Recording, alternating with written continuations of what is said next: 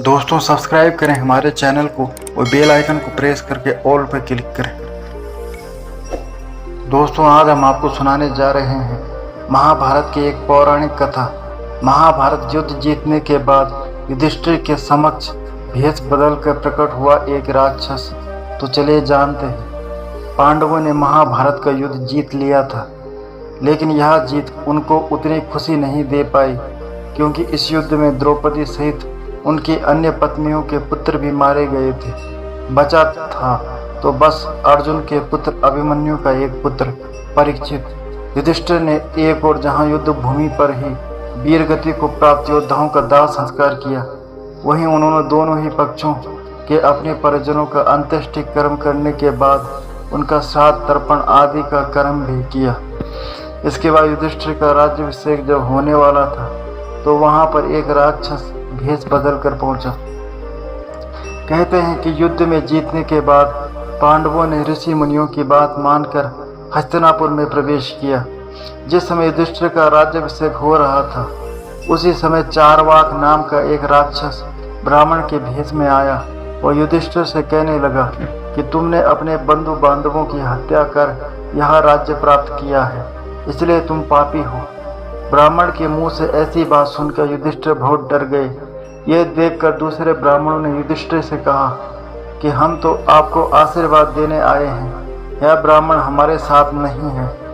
महात्माओं ने अपनी दिव्य दृष्टि से उस ब्राह्मण का रूप धरे राक्षस को पहचान लिया और कहा कि या तो दुर्योधन का मित्र राक्षस चारवाक है, ये यहाँ पर शुभ कार्य में बाधा डालने के उद्देश्य से आया है। इतना कहकर उन महात्माओं ने अपनी दिव्य दृष्टि से उस राक्षस को भस्म कर दिया। यह देख युधिष्ठिर ने उन सभी महात्माओं की पूजा कर उन्हें प्रसन्न किया। इसके बाद ऋषि मुनियों की उपस्थिति में युधिष्ठिर का राज्याभिषेक विधि विधान से हुआ। सभा में सुंदर सिंहासनों पर श्री कृष्ण, सुधर्मा, विदुर, धौम्य, धृतराष्ट्र, गांधारी, कुंती, द्रौपदी, युयुत्सु, संजय, नकुल, सहदेव, भीम और अर्जुन आदि सभी विराजमान थे। महाराज युधिष्ठिर ने अपने बड़े से सुंदर मणियों जड़ित सिंहासन पर बैठकर श्वेत पुष्प, अक्षत, भूमि, सुवर्ण, रजत और मणियों को स्पर्श किया। इसके बाद विधि विधान पूर्वक उनका राज्याभिषेक हुआ। इस दौरान उन्होंने प्रजाओं द्वारा भेंट स्वीकार की और उन्होंने ब्राह्मणों से स्वस्ति वाचन कराकर दक्षिणा में उन्हें हजारों मुद्राएं दी। फिर युधिष्ठिर ने धृतराष्ट्र को पिता मानकर उनकी प्रशंसा की। इसके बाद युधिष्ठिर ने अन्य लोगों को उनके सामर्थ्य के अनुसार अलग अलग कार्य सौंप दिए। राज्याभिषेक होने के बाद युधिष्ठिर ने अपने भाइयों को अलग अलग कार्य सौंपे। अर्जुन को शत्रु के देश पर चढ़ाई करने तथा दुष्टों को दंड देने का काम सौंपा, तो भीम को युवराज के पद पर नियुक्त किया। नकुल को सेना की गणना करने व उसे भोजन और वेतन देने का काम सौंपा, तो सहदेव को युधिष्ठिर ने अपने साथ रखा, क्योंकि सहदेव त्रिकाल यज्ञ थे। उनको सब समय राजा की रक्षा का कार्य सौंपा गया। दूसरी ओर उन्होंने महान नीतिज्ञ विदुर जी को राजकाज संबंधी सलाह देने का निश्चय करने तथा संधि, विग्रह, प्रस्थान, स्थिति, आश्रय और द्वैधी भाव, इन 6 बातों का निर्णय लेने का अधिकार दिए।